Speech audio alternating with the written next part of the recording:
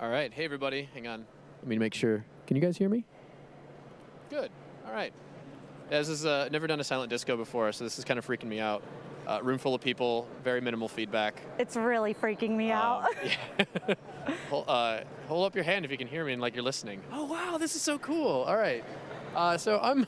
Anyway, on to the presentation. I'm Brian Wagner. I'm the head of compliance for our financial services on the commercial side over in Europe, Middle East, Africa.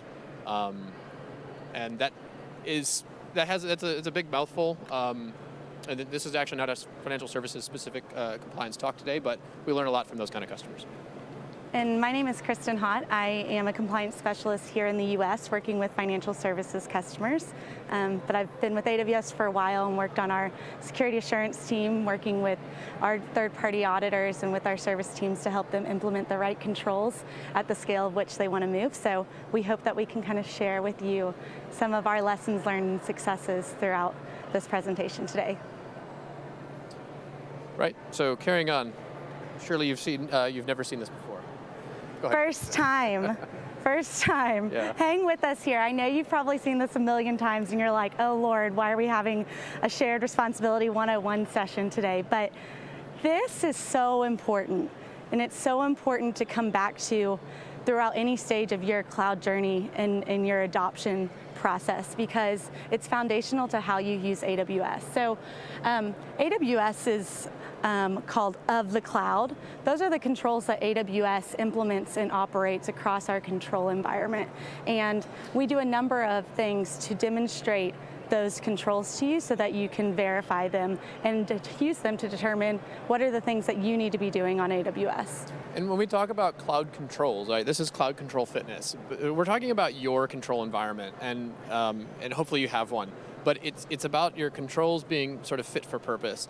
And the reason why shared responsibility is so important here is that we'll learn that it spans sort of both sides of customers' responsibility and AWS's responsibility.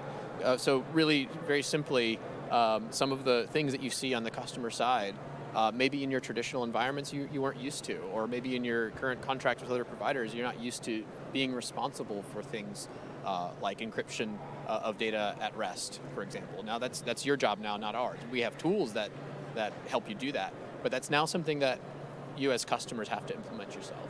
So when we talk about controls, your controls, and the controls fitness for cloud, it's understanding both sides of shared responsibility. What are the risks that you're going to face, and how does AWS mitigate some of those for you, but how do you also mitigate the risks that are going to be specific to your organization? And so when we talk about the controls that AWS implements and operates and that you inherit from AWS, we're talking about controls that are operating ubiquitously all across the world, across all of our regions and across all of our services. And one important distinction that we will dive deeper in later on in the presentation is that you can have a control that is implemented in different ways depending on the service that you're using. Or one example from our perspective might be when we are assessing data center locations, we perform an environmental risk assessment to ensure that the site that we choose has been properly assessed against the environmental risks in that region. For example, assessing the risks of seismic activity in Japan versus assessing risk in Dublin. The seismic activity in Dublin doesn't exist in the same way that it does in Japan, so the way that we implement a control in that region might be different. So keep that in mind as we go through the presentation and talk about how do you implement controls using AWS. So with the cloud and in terms of shared responsibility, those would, how we select sites based on seismic activity as one of the factors is not something you as customers have to decide, right? You don't have to put your workload, you don't have to look at Japan and say, I don't know if I should put my workload there because there might be an earthquake. We look after that for you. So what we do offer you is this ubiquitous control plane. So what you do get, well, we have the diversity in how we implement global and build out global infrastructure, again, based on environmental risks and other factors. You as a customer don't have to make those decisions. What you can do is build on this platform that is the same everywhere else.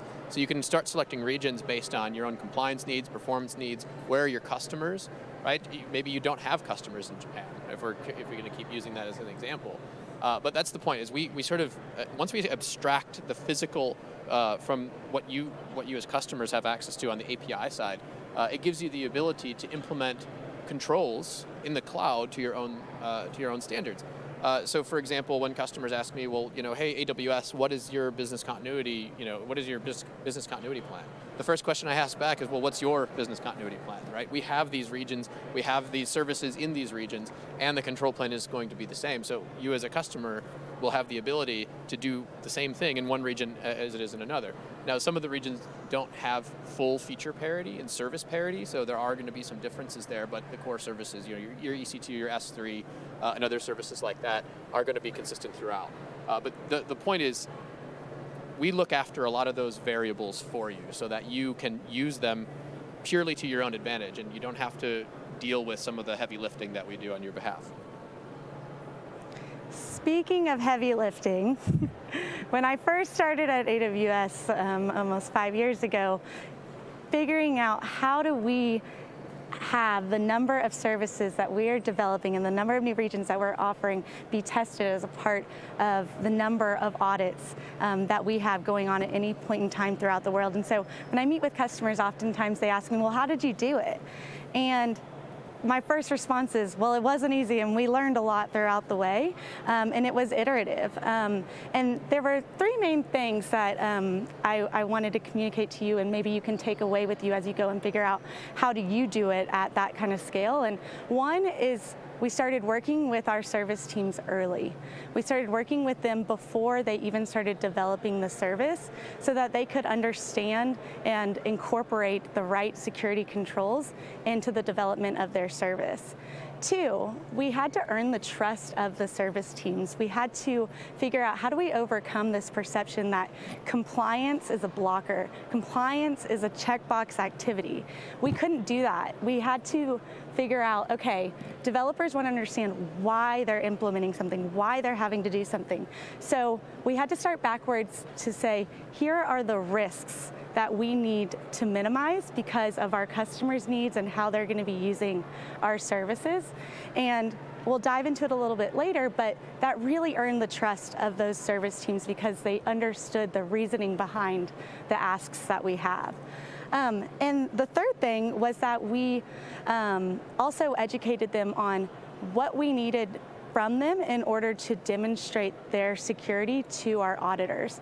One of our goals every single year was reduce the audit impact on service teams.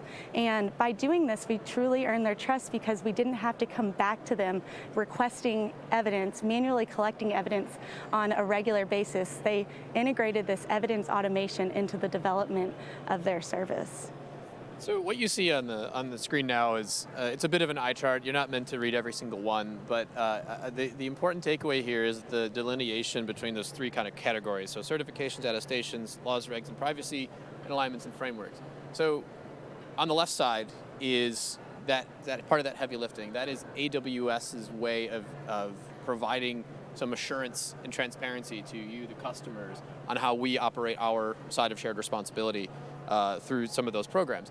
Now, the main differences there, so certifications and attestations, those are attestable. Those are third-party, independently audited, attestable certifications. We do have those. We provide those certifications to our customers of all the ones that you see here on the left. But it's really important that these are things that are verifiable, that we state are true, or that there's an industry standard like PCI, for example, that comes with their own requirements, and we certify against that. Now in the middle, laws, regulation, and privacy. Now we do have some relevant laws, regulation, and privacy sort of alignments, if you will, but these things are not attestable. These are not something, you can't come to us and say, give me your HIPAA certification. Give me your GDPR certification. Those things don't exist. Those are self-serving to both us and to customers. I actually had a call just this morning about GDPR and what that meant to a customer in South America. And the question from the customer is, well, AWS, how do you demonstrate to us, the customer, that you are compliant to GDPR? And we say, well, I say, hold on, no. We are GDPR ready. Our services are GDPR ready. And now internally, we decided what GDPR meant to us based on the law, based on the regulation. We looked at that on our own and our own legal and compliance teams internally. and we came up with the requirements that we use internally, and we have self-certified against those requirements. That is not something that's relevant to our customers because your workload, as your business running on top of AWS, looks much different than AWS's business internally. So what I'm trying to say in terms of GDPR is that every customer's GDPR compliance looks different. But that's exactly up here why we separate that from what is a testable. Like I say, we don't have a certificate for you. That's something that you're going to have to decide. So one thing I bet many of you are wondering right now is, well then how the heck do I get assurance that I can use AWS and still be compliant with GDPR? Well, let me tell you a little bit about how our approach to choosing the audits that we undergo. We look at our audit program as creating a portfolio of tested controls, auditable controls. And creating a portfolio is so important so that we're testing the right controls and a breadth of diverse controls that can be used to apply to all of the different regulations that you might be subject to. So oftentimes we'll have a customer come and say, I need you to be certified against this. And while we totally value our customers' feedback and we want to address all of the requests, we have to figure out a way to scale and address customers that are in different industries and different regions. So we look at creating a portfolio of controls. And a good place to start for that portfolio of controls, might I add, is our SOC report. The SOC 2 report, which is self-service, available in the console for you to go download the latest versions as well as the 2 previous, provides a lot of insight into the controls that AWS has in place as well as the testing procedures that our auditors perform in order to test the operating effectiveness of that control. And then on top of that, it has the results of that test. So if there's any place you want to start, that's a good one. But we also have ISO certifications, which if you're not as familiar with 2717, it's a cloud-specific ISO standard, and 2718 is personal information-specific standard. So those might be useful for privacy regulation as well. And in context of shared responsibility and the purpose of this presentation, like right now we're just kind of setting the bedrock. It's going to get more sort of relevant to you as customers. PCI is a really great example of a demonstrating shared responsibility. So for example, we certify our services globally in our regions, in whatever's in scope of PCI, which is most of them, if not all. My point is, just because you are using AWS and you're using services that are compliant with PCI and that we have the certification for it, doesn't mean that you are suddenly PCI compliant. There is still a customer side of that shared responsibility that you need to maintain the configuration of your resources running on top of PCI certified AWS infrastructure for yourself to be compliant. So again, this is a very great embodiment of cloud control, your cloud control framework as a customer and how that applies to shared responsibility. So those are our global programs. We also have, if you're not familiar, we do have some regional programs that these were based on customer demand and customer feedback. I'm not going to run through all of them, but in my world over in Europe, C5, for example, is a German standard that has recently actually expanded beyond Germany. Now it actually covers Germany and Ireland. So it is a standard, a certification program that was developed in Germany that is important to customers in Germany, that we took that feedback and we said this adds value to us, our customers, and we applied it not only in our Frankfurt region but also in our Dublin region today. In the US, we have a number of other standards as well. Some of the reasons why we might go and get a formal certification against a region-specific standard is, for example, FedRAMP. Any federal agency in the US, in order to consume a cloud service provider, that cloud service provider must be FedRAMP compliant.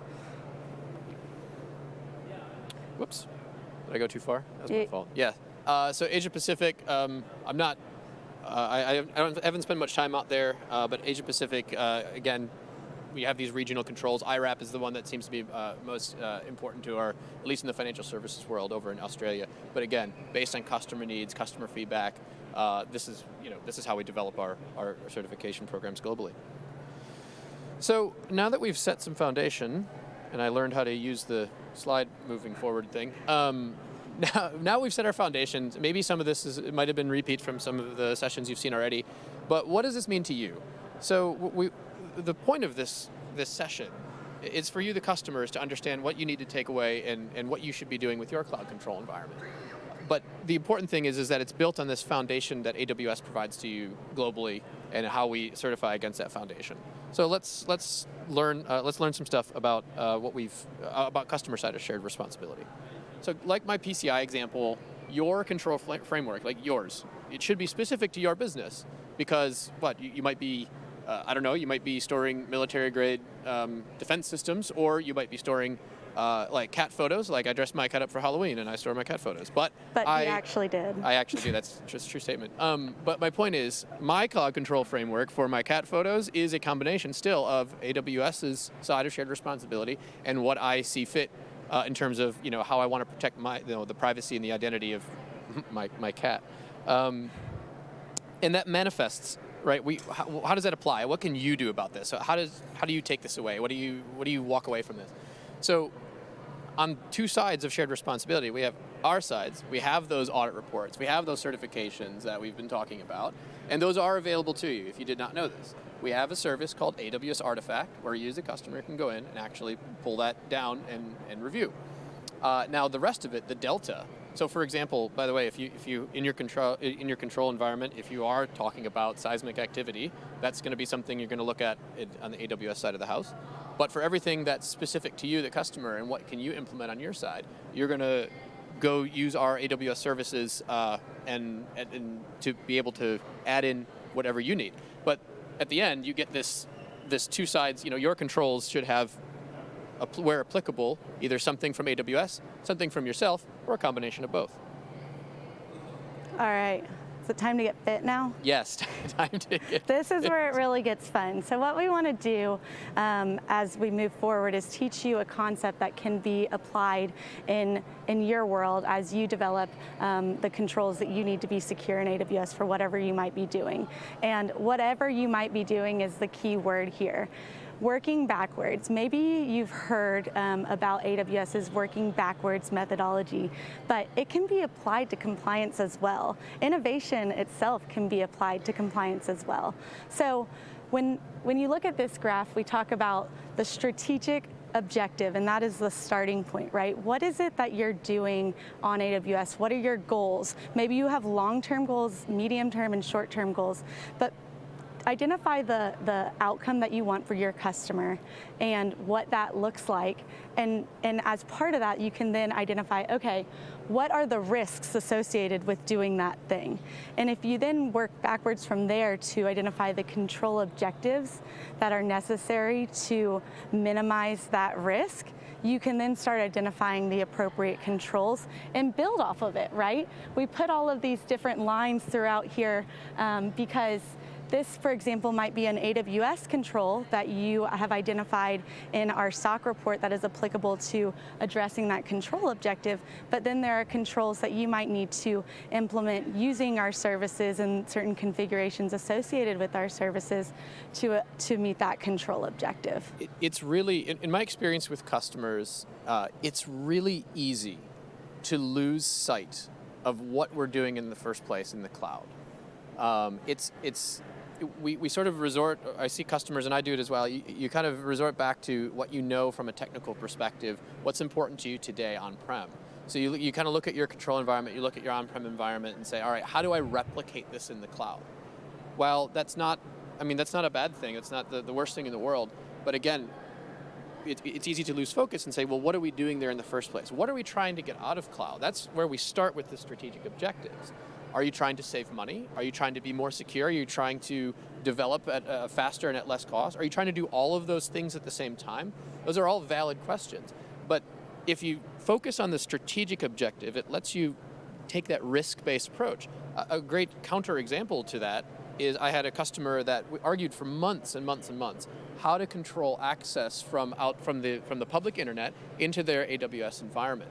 And after so much debate, and I even debated with them, again, I lost sort of vision of it as well, debating with them, this control, not that control, or this service, not that service, configure it this way, not that way. I said, well, what workload are you putting into AWS that needs it? What kind of data are we moving from, in and out of your VPC or in and out of your AWS account? And the answer was, oh, well, we don't actually have any internet-facing workloads. I say, well, why have we been debating this for months and months and months? So again, they didn't look at the risk-based approach. They just took what they have on-prem and say, well, how do we implement this in the cloud? So that's kind of the lesson learned there is risk-based approach based on what you're trying to get out of it in the first place. So what is a good control? So that's, I encourage customers, based on the example I just gave you, I encourage customers to maybe not start over, but create a control environment that is specific to the cloud. It doesn't mean throw away everything you've done. Actually, some of you have probably spent careers creating what you have in your control environment right now, and it's actually served you really well, and it probably still does. But it's just modernizing that. It's focusing, again, on the risk of every one of those. What is this control really meant to do? And maybe you're either going to rewrite your control environment or maybe certain controls, or you can derive a control framework fit for the cloud from your, let's call it, master control list or whatever. But either way, that exercise involves writing new controls. So customers often ask, well, what is good then? Okay, fine, I get it. I have to get a new control, or I have to reevaluate my existing control. How do I know which ones are good, which ones are bad? So again, focusing on that risk-based objective, and ultimately, because the customer side of shared responsibility ends in technology, right? If our sales team didn't exist, AWS would still be a thing. It is an API for you as customers to use. If we were not up here, it would still be here. So what do you do? Like what does a good control look like? Some of those things, it needs to be mitigate a specific risk. Hopefully we've covered that. Have clear acceptance criteria. I've seen control statements with like 4 ands in it, and it's not very clear on how do you test against that. So I challenge customers, and I challenge you all here, if you're going to do this exercise, if you're going to write a control, you should also be very explicit what the acceptance criteria is. If someone were to look at that, and someone were to look at the environment and how that applies, what specifically needs to be true or false for that to be sort of pass-fail. It has to be binary. It has to be something testable. Because, oh, sorry. Did you say you can't hear anything? I'll repeat this, don't worry.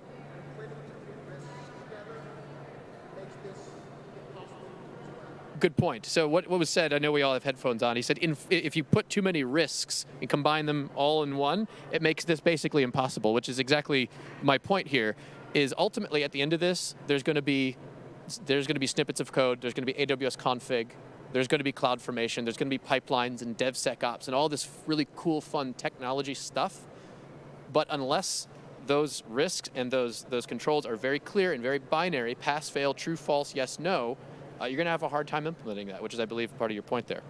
Which is also another great way to earn the trust of your application teams or your developers, is writing the control acceptance criteria in a way that aligns with how they write user stories for their development work. So also another way to improve that form of communication with the team. And speaking of user stories, by the way, that's a great segue to say, so how many, anyone in here, by show of hands, is familiar with your control environment as an Excel spreadsheet? Right. From a developer, if you want developers to develop at scale and you want developers to develop at scale securely, they can't exactly put that Excel sheet into their pipeline. They can't put that into their change management. They can't put that into their automated testing. It doesn't work.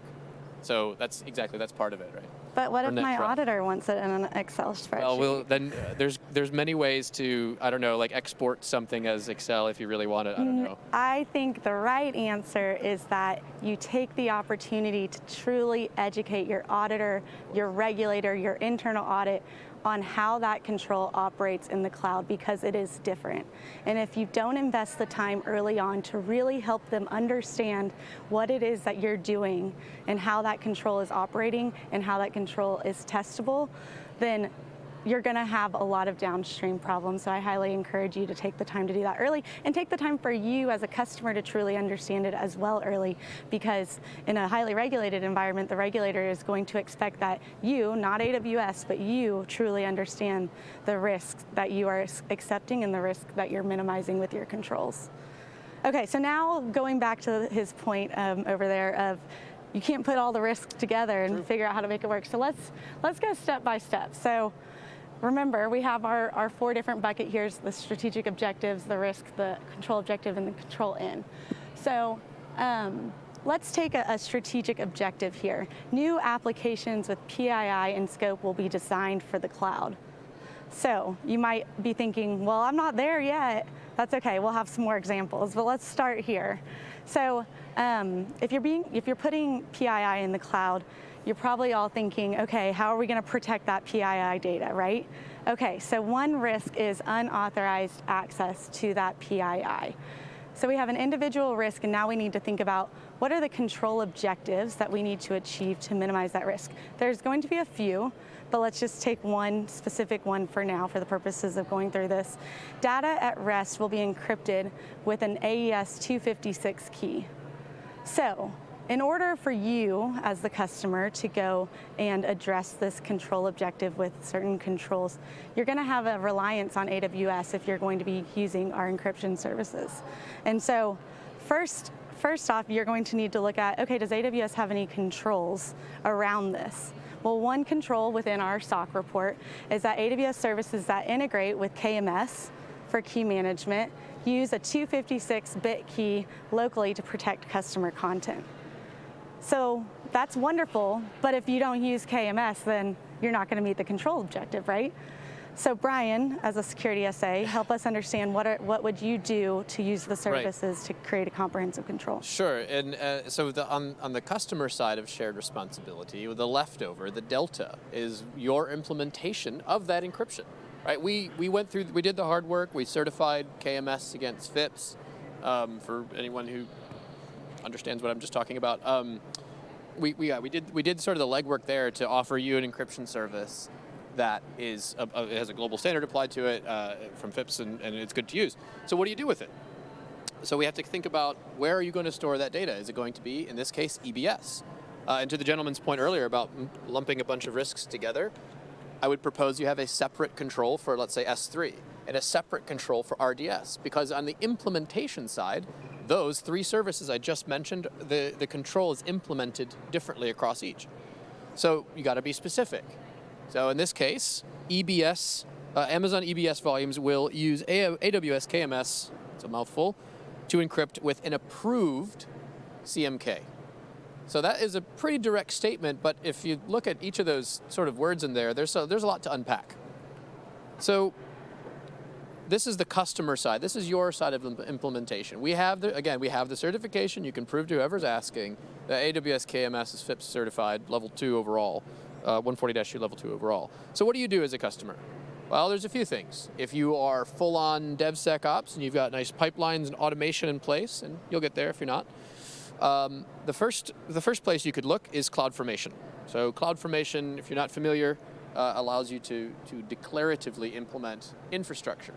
The nice thing about that, apart from pointing and clicking into the console, which there's nothing wrong with that, by the way, is the ability to, it's standardized, right? It's YAML, it's JSON. It gives you the ability to crawl through that in a structured way and actually check for things up front.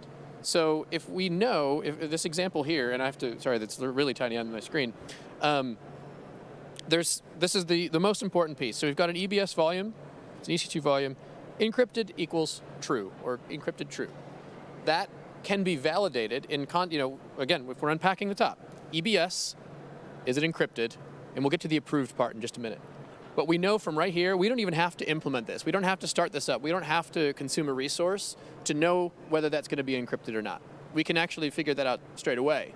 And if you have a DevOps pipeline or a DevSecOps pipeline, you can check that right up front, and we can know if it's in compliance or not. So onto the approved bit. I know that's a bit of an eyesore, but for anyone, you'll get these slides later in SlideShare. I have truncated the code. This isn't my code, but this is actually on our GitHub. We have a library of config rules. So AWS config, for anyone who doesn't know what config is, config looks after some of the resources in your AWS account, and it sort of aggregates any changes that are made. So if you're adding EC2, you're adding an EBS volume, S3 buckets, any changes in your network and your VPC, things like that. It will record all of these changes, and it'll give you an idea historically how things have changed over time. Now, config rules is something that says every time that there is a change, you can actually go and check and see what changes have been made. And from a compliance perspective and an automation perspective, you can automatically check to see if the changes that were made are still compliant. Are they still within the boundaries of your control environment?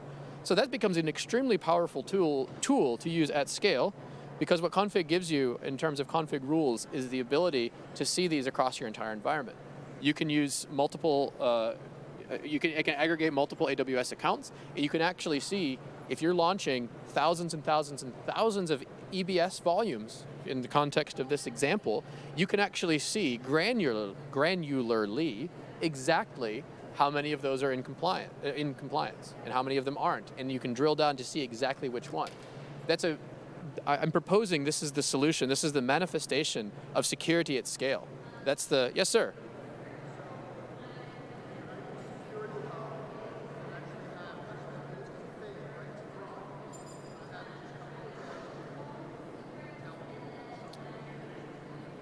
Sure, so just for everybody's sake, the question is, can you use Security Hub as a dashboard to kind of proactively notify of anything non-compliant?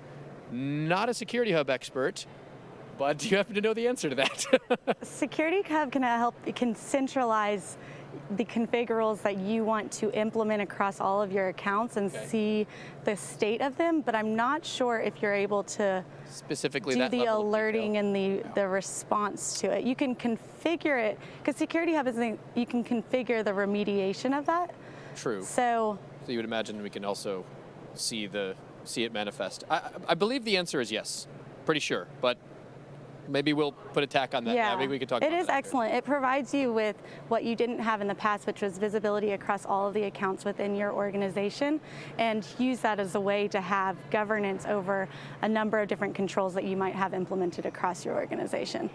Right, so back to the context here. Like I say, this gives you the ability to, at least in my world, the financial services world, the number one question is, well, how do I manage my own operational risk? How do I, AWS is asking me to employ a DevSecOps model. It's the way of the future. Fine, we get it.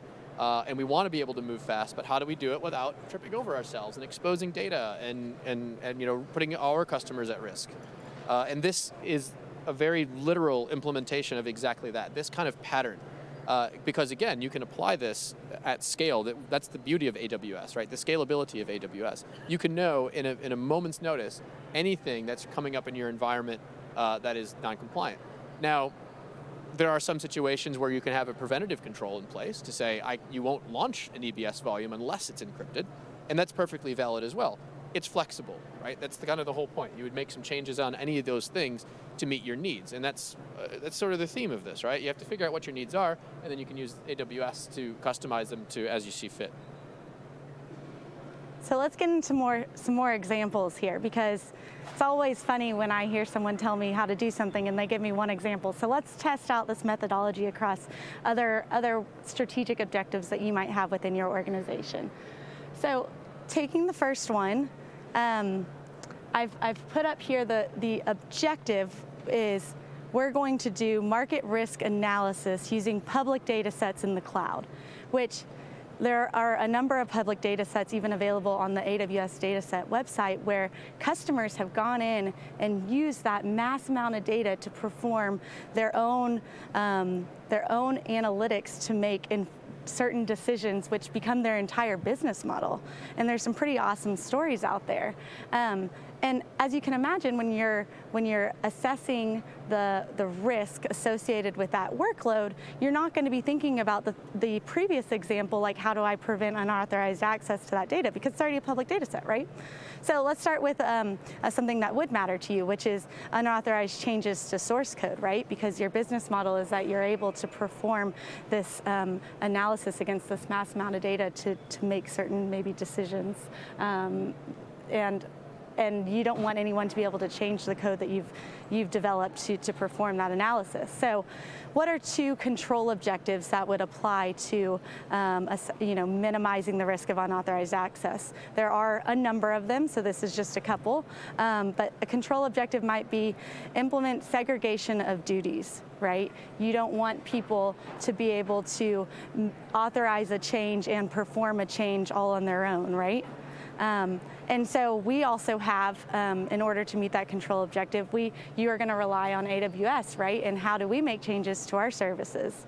So there are controls within our SOC report that you can reference.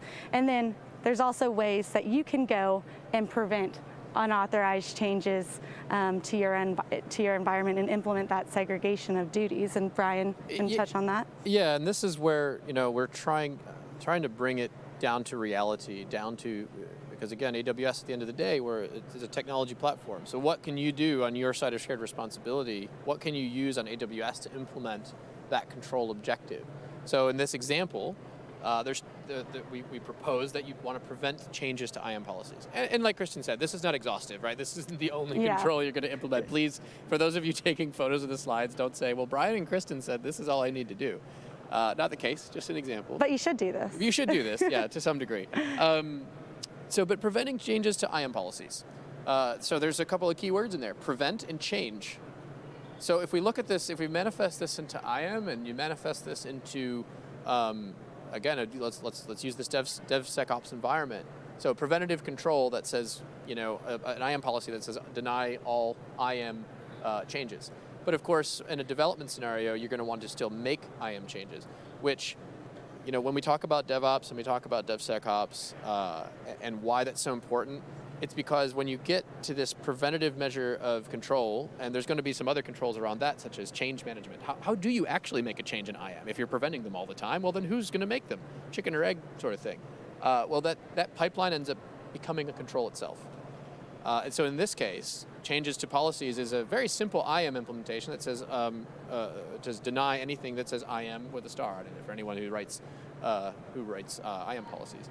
But implementing that, for a fact that no one would be able to change anything.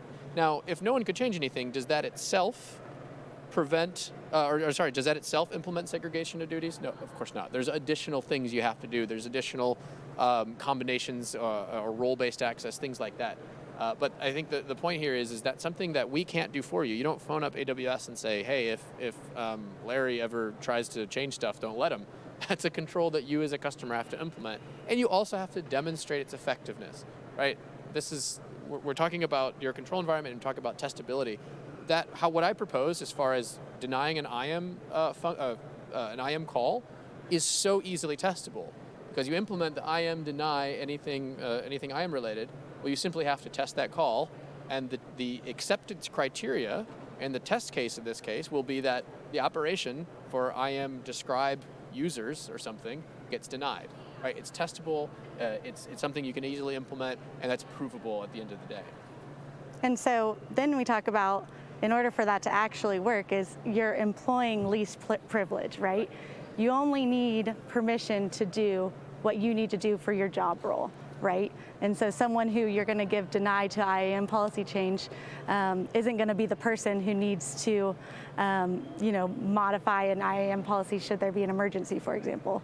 But back to employing least privilege is you can then implement role-based policies across your organization.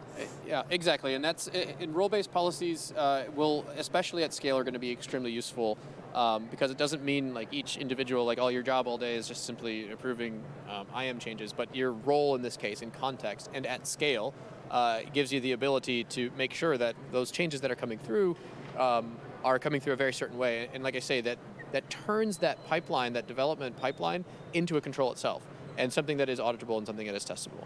So now let's reboot this concept. So what's the point of this, right? So we started with a strategic objective, something very specific, and we talked about very specific risks and very specific control objectives. And it becomes organic as you start to build out, let's say, the next strategic objective. Right, this is the opposite of taking everything that you know already today and trying to put that in AWS. Putting your current data center environment in, especially if you have problems with it currently, and not all of you do, I'm not saying it's all bad, but the cloud doesn't just automatically fix stuff for you. You really have to think about it. So if we go on to the next strategic objective, which is a very common objective that we see in the financial services industry, to use cloud to perform some of the capital analysis, the stress testing that was required for, financial services institutions to do following the 2008 crisis, right? To ensure that they have the right balance of credit and debit in their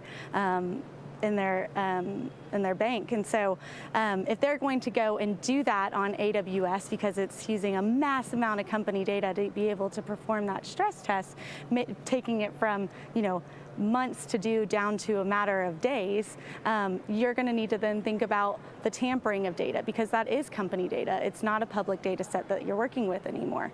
So if the risk that we're now assessing is tampering of data, well, as you can imagine, employing least privilege to prevent tampering of data is going to apply, which is a control objective that you've already started building and associating with controls based on your previous workload. Yeah, and the good news about this is you've already employed controls around least privilege. So this is this the point of fitness, right? This whole fitness thing is, instead of just putting it all out there and saying we're not going to put anything into the cloud until our 900 controls are implemented in whatever way. This is, as we grow, as we expand our strategic need for the cloud, we can say, wow, we're already good at role-based policies. We're already good at least privilege access. We only now need to add the delta in this case, which might be enabling logging to detect anomalous activity. And there's other things around it as well. But the point is, you start getting good, because then you go to the next one. And we're not going to go through that example, but the point is, you can see that, all right, let's see, risk number one for credit risk analysis is unauthorized access changes to source code. Well, you've already built your control environment to manage that, and you've got AWS behind you for the scalability of it. So as you get to strategic objective n plus 1, plus 2, plus 3, plus 100, and you get really good at that rigor, that implementing those controls, you're starting to just organically grow your environment instead of sort of splashing the whole thing all at once. All right, so where do you go from here, right? How do you walk away with coming up with your own control fitness strategy? Well, let's go back to the basics that we talked about earlier, right? You're building a control framework, you're taking controls that are inherited from AWS, and you're building a controls library that you can create incrementally based on your strategic business objectives. What are the different types of controls in the control library? So what we're proposing here in this one is sort of this working backwards concept. We do that at Amazon a lot. We take the end, we want the end result, and we work backwards. And in this case, we're encouraging you to take the end result is what you're trying to do in the cloud. Are you trying to release a new service? Are you trying to save money? Whatever. But then you're going to create something very specific from that. It's going to be a workload. Maybe it's not one application, maybe it's like a suite of applications, but it's going to be a workload. If you're not already using the cloud, if you're trying to get started, that's generally where people start. Some workload, they'll say, maybe this is a low-risk workload, or maybe you'll start high. We encourage that as well. But the point is, there's something about this workload that you're going to say, I want to test the ability for AWS or whatever cloud to run this workload. I want to see how good AWS can do at running this workload. So what I'm proposing is don't start with 700 controls, 600, 700 controls before that workload starts. Look at the risks associated with that specific workload. And you get workload-specific controls. Something, again, very bespoke to whatever it is you're putting in the cloud. Then as customers start getting good at that, you're going to do 1, 2, 3 workloads, 5, 10, whatever your threshold is, however long it takes to train your engineers, train your leadership, train your regulators if you're regulated. There's no magic number of how many workloads you need to put in before it's time. But eventually, you're going to start seeing patterns. We did present some patterns up there for change management and unauthorized access and things like that. You're going to start seeing patterns on how you use services. You're going to realize that S3 is a common thread across your workloads, or maybe EBS in the example that we gave before. And you're going to say, well, maybe that encrypted EBS volume, yeah, that was a workload-specific control, but actually, we should encrypt all of our EBS volumes. Actually, we should encrypt everything in S3. It doesn't matter what the workload is. And then we're increasing our agility. Then you don't have to go through that exercise every time you're putting a workload into AWS and say, well, there's EBS, maybe we should encrypt it. That just becomes a service-specific control. And ultimately, you grow and grow and grow, you'll eventually get into enterprise-wide controls. You're actually going to end up developing standards for yourself that are going to be ubiquitous. And you'll see on your journey, if you haven't gotten there yet, and we always talk about journey. You've heard it for years and years and years. Cloud is a journey. And on your journey, you're going to have an inflection point, especially if you're a large organization. You're going to have an inflection point. You're going to come from workload specific, one-off, like I want to put this workload in, this workload, this app, to sort of what we call platform adoption. You're not going to be able to really assess one workload at a time when you have 10,000 applications within your enterprise. Again, if you're a big company. So you're going to end up trying to figure out a more efficient way to move entire groups of applications at a time. So you start creating like categories, buckets. We're going to take these 200 applications that have similar data classification, similar resiliency requirements, even similar architectures, whatever it is that you bucket your workloads into, and you're going to go through, like I say, that enterprise level look and say, all of these that are internet facing are going to look this way when it comes to like DDoS protection and web application firewalls, things like that. So some specifics here, which we'll go through these kind of quickly. Say, for example, you are moving a number of workloads into production. You want to make sure that you're monitoring for any sort of anomalous activity, like we talked about before, and you want to use intelligent threat detection, and GuardDuty provides that service. It's as easy as clicking a button. You can turn it on and you can apply it to all of your production accounts. Or you might say, okay, for all of the logs collected across all of my accounts, I want to put them in a separate account in a specific log archive bucket that cannot be tampered with. And so you want to use S3 object log. That's another workload specific control. Or kind of like you talked about earlier with maybe you want to have an enterprise control that says, okay, no, when using S3, no S3 bucket can be open to the public. Oh wait, what if you're looking to build a public website on AWS? You might also have exceptions for workload specific controls. And then service-specific controls. He talked about as you move through the journey, you're going to start assessing AWS services, and you want to be able to identify what are the controls that AWS puts in place for that service, and what are the things that you need to do and you need to provide to all of the different developer teams across your organization so that they're using the service securely. Well, actually, good news. We heard from customers for a long time that this was hard. It was hard to really understand, especially as we moved up the stack, what AWS was taking on and what it is that you needed to do to use that service in the right way. But you had developers knocking on your door saying, hey, I want to use that service, and you're like, I haven't gotten there yet.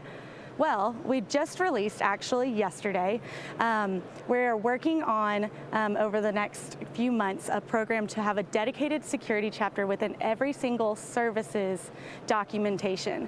And within that security chapter, it's going to be consistent, and it's going to align with various control families, like resilience. And it's going to tell you what is it that the service did, and what is it that you would need to do in order to meet that control when using that service. So there's 37 available now, and we are working hard to make these available in every single AWS service so that you have a more scalable way to assess services and provide security best practices to your development teams.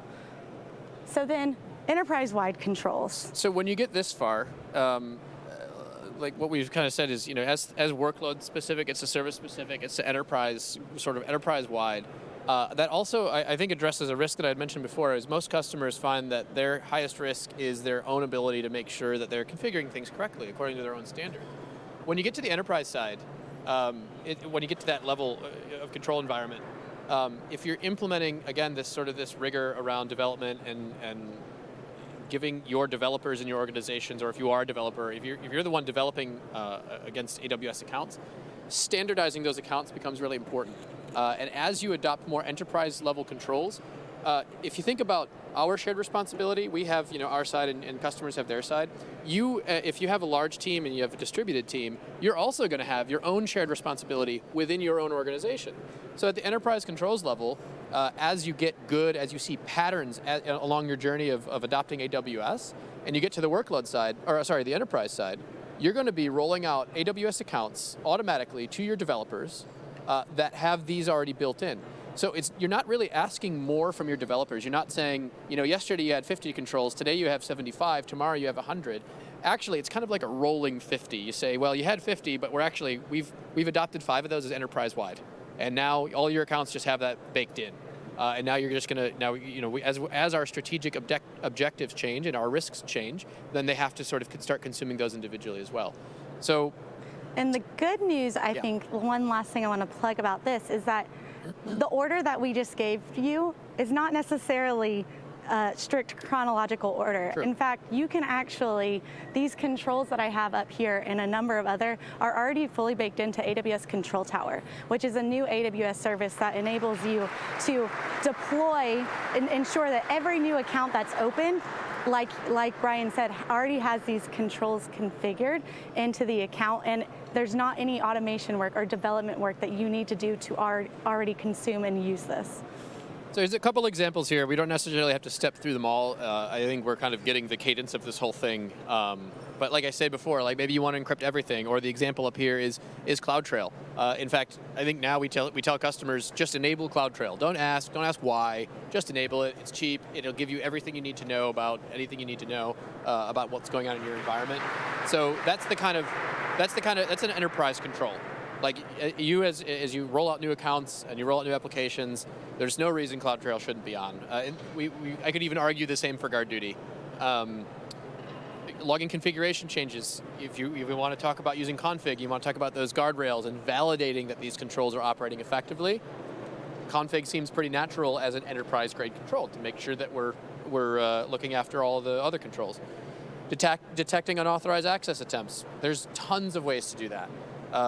GuardDuty is a great way to do that. CloudWatch alarms based on events coming from logging. Logging might be another one. You say I want to log all S3 interactions or whatever, but you get the idea. As the whole thing is working smarter, not harder. As you see these patterns come up, as you adopt AWS, they will become normal. They will become standardized. So, getting started. Now, Kristen and I work in the financial services world. Most of our customers already have a control environment. Not everybody has one. That's okay. There's nothing wrong with that. Even customers, actually both kinds, ones that don't have one at all or ones that have one today and they're listening to me talk and Kristen talk now, that say, well, all right, maybe I need to start over, or maybe I need to start a cloud-specific control plan. So where do I start? Do you start from zero? No, we have some great resources, right? We have our CSA alignment, our CIS alignment. You can actually go, these resources, these links will be here for you later on in SlideShare. You can actually go and get started with CIS, CSA, NIST, and actually look at implementation of those frameworks for yourself. That actually has CloudFormation and specific controls, which ones they cover. So if you're starting from scratch, it's a great way to start. If you have a control environment, you might actually line up what you have to say NIST, which is kind of a gold standard, or CSA if you want cloud specific, and then you can take these resources and actually implement that. You can manifest that in very, very quick time. This is that sort of that lessons learned over time. The metaphor here is don't start with this as your control environment. This will take you a long time to put your one little tiny workload, your very first workload, in the cloud. The metaphor is don't boil the ocean. And we've seen that too many times from customers. I've had customers that developed their control environment on AWS for years, and when they resurfaced, they're like, wow, we did this thing and it looks after configuration of your resources. We're like, oh, we released config like a month ago. Like, man, we could have used that, we could have used that 18 months ago when we started that journey. But that's kind of the gist of this whole thing, is start with your actual workload. Have it all in context of your risk. And what about growing it? So growing your control environment, this is kind of a recap. Take your strategic objective, look at the risks associated with those objectives, one at a time if you can, and really be thoughtful about your controls. And then as you increase your strategic objectives, as you adopt more and more of AWS, you get to see these patterns and you get to hopefully build a control library. And as you take on new risks, as new risks emerge, that shouldn't be hard. You've only just doing these incremental pieces every time you got a new workload or a new risk or you're reviewing your applications. That's the whole point, is build this organically rather than big bang. And one point I want to make too is that at AWS, we have a culture of ownership where security and compliance is the responsibility of the service team. Our compliance team exists to verify that that security has been implemented, but if something happens, if there's an incident, it's not the security operations team that's going and fixing it, it's the service team. And so these are the types of questions that every single service team needs to answer and identify before they release or start developing any new service or any new significant feature, because it makes them think about what are the risks associated with that service, and we provide the control library and the control implementation tools to help them properly minimize and address that risk. All right, so key takeaways. If you didn't learn anything today, think about these 4 things as you start to develop your own cloud control program. Risk. Start with the risk and identify the controls that are going to address that risk. If you identify controls and don't think about the risk, you might not be implementing and you might be spending time on the wrong controls. And I'm over here so we can smile and like thumbs up for everyone taking photos. Like. Okay. Scope. You want to scope things, because if you try and implement controls across your entire environment, it's not applicable, you're going to have a lot of wasted cycles. Get a head start. Use industry standards. Learn from what other customers have done. Leverage the GitHub config rules library that AWS makes available. And by the way, if y'all have been confused by him saying config all day, in Texas language it's config. Sorry. It's been bugging me this entire time. Sorry. I'm just kidding. We're all different. Okay, and then share the responsibility, right? It's a general concept. Always come back to it when you get confused. What are the things that AWS is going to take on for you, and then what are the things that you need to do, because it is going to vary by workload and it's going to vary by service. So to hope those are helpful. I think that's all we have. That is, so thanks for coming, and if please fill out your feedback forms, and if your feedback, if you're thinking what I'm thinking, I thought there would be way more disco involved, a lot more silence, a lot less disco, but that's not my fault, so don't knock us for that one, okay? And come up and ask us questions if you have questions. There's there's 30 minutes between sessions, so if you have questions, please come. And then also, I will be at the AWS Security International Lounge this afternoon from 3 to 5. Feel free to stop by and say hi if you don't have time to ask questions now. Thank you so much. Thanks, everybody. Coming.